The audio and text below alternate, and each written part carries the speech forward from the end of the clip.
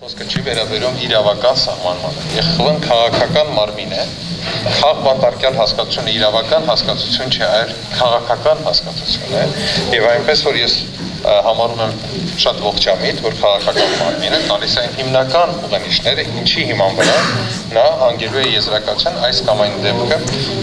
դեպքում քաղաքապետարանի մասին է խոսք գնում, թե ոչ։ Հարց ունի իր նախապատմությունը։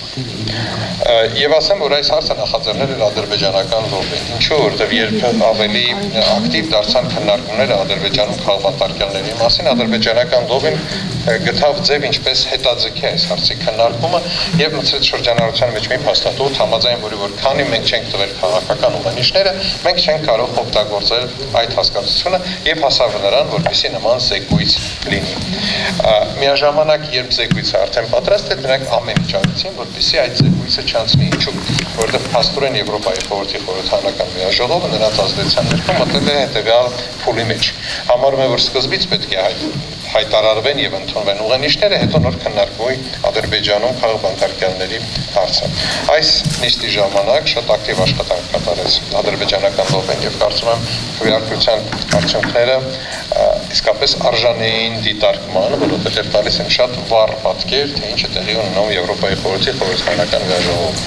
Ես առիթներ ունեցել եմ վերջին 3 նստաշրջանների ընթացքում ամեն անգամ ավելի կոշտ ներկայացնել իրավիճակը այնտեղ, նշելով, որ կազմակերպությունը ակնհայտորեն եւ օր-օրի գլորվում է արժեքների կազմակերպություններից դեպի շահերի կազմակերպություն։ Ցավոք սրտի իմ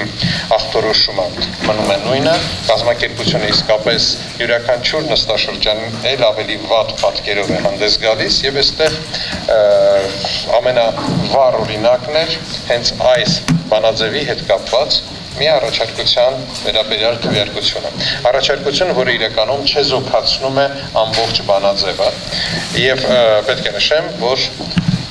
այդ առաջարկությունը չանցավ ընդամենը մեկ պատճառով, որովհետև այն հավաքեց 89 կողմ եւ 89 դեմ ձայներ։ Եվ եթե հայկական պատվիրակությունից գոնե մեկ անդամ չքվեարկեր այդ բանաձևի, այդ առաջարկությանը դեմ, դա կնշանակեր, որ այդ առաջարկությունը անցնում է եւ Եվրոպայի խորհրդում բացարձակ հաղթեց որոշակի լոբիստական աշխատանք։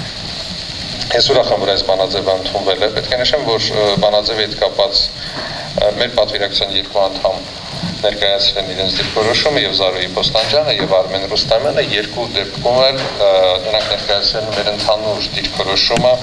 այդ բանաձևի հետ կապված, մենք իսկապես ողջունում ենք նման բանաձևի ընդունումը։ Հանրահայտ Զինդբլադը, եթե հիշում եք, կար այդպիսի մի վառ դեմք ադրբեջանական լոբիում, որը երկար տարիներ թաքցնում էր, որ նա լոբիի անդամ էր, սակայն իր լիազորությունները որպես Հայաստանի զեկուցող վայր դնելուց հետո եւ որպես քաղաքական հարցերի հանձնաժողովի նախագահ վայր դնելուց հետո անմիջապես հայտարարեց, որ նա վճարովի լոբիստ է Ադրբեջանի համար։ Միաժամանակ նրան պարոն Չավուշօղլուի կողմից շնորհվեց պատվավոր անդամի կոչում, ինչը հնարավորություն են տալիս նրան անարգել գտնվել ցանկացած վայրում, որտեղ գտնվում են ԵԽԽՎ անդամները։ Այդ թվում նաև նիստերի դահլիճում, որտեղ մուտքը սահմանափակված է։ Թերևս ամենամեծ հաղթանակը այս բանաձևի, որը ընդունեցինք մենք, այն է, որ նրանք այլևս այդպիսի հնարավորություն չպետք է ունենան։ Եվ նրանք չեն կարող հայտնվել գոնե նիստերի դահլիճում, ինչը, նորից եմ կրկնում, դրական է։ Բացականն այն է, որ ես առաջարկում եմ մտցնել այսպես կոչված cool off period, այսինքն մի ժամանակաշրջան, երբ նրանք լիազորությունները որպես ԵԽԽՎ անդամ վայր դնելուց հետո պետք է չզբաղվեն լոբիստական գործունեությամբ եւ առաջարկում եմ այդ ժամկետը սահմանել 5 տարի, ցավոք սրտի այդ առաջարկությունը չանցավ։ Այնուամենայնիվ դրական արդյունք որոշակի ունեցանք եւ ինչպես արդեն նշեցի, սա եւս մեր նախաձեռնություններից մեկն է եղել ԵԽԽՎ-ում։ Եվ վերջապես Սաֆարովի դեպքը։ Սաֆարովի դեպքի հետ կապված մեր պատվիրակության բոլոր 4 անդամները ներկայացրեցին իրենց դիրքորոշումը, մենք նախապես պայմանավորել ենք, թե ինչպիսի շեշտադրումներ պետք է կատարենք մեր ելույթներում, որպեսզի չլինի կրկնություն։ Պետք է նշեմ, որ շատ բուռն քննարկումների տեղ դարձավ, ադրբեջանցիները եւս բավականին շատ ելույթներ ունեցան, փորձելով զուգահեռներ տանել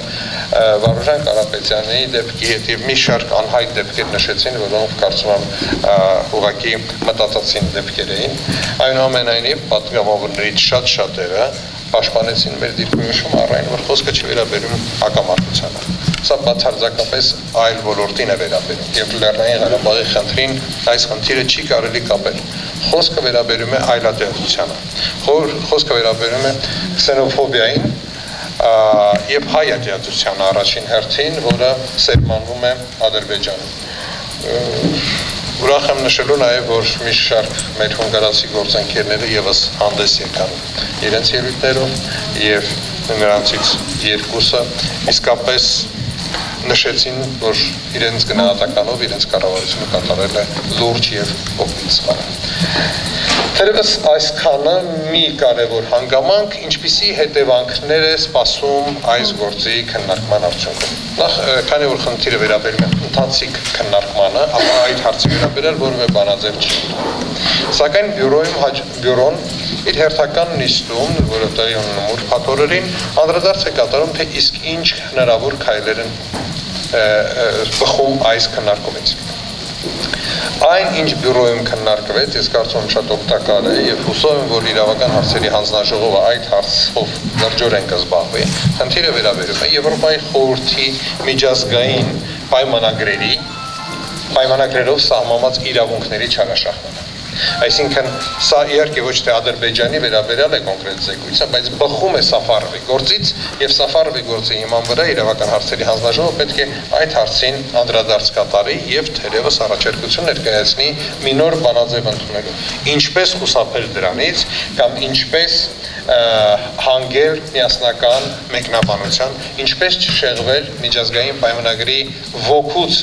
այլ ոչ թե հետևել զուտ տառին, եթե այն հակասում է ոգուն։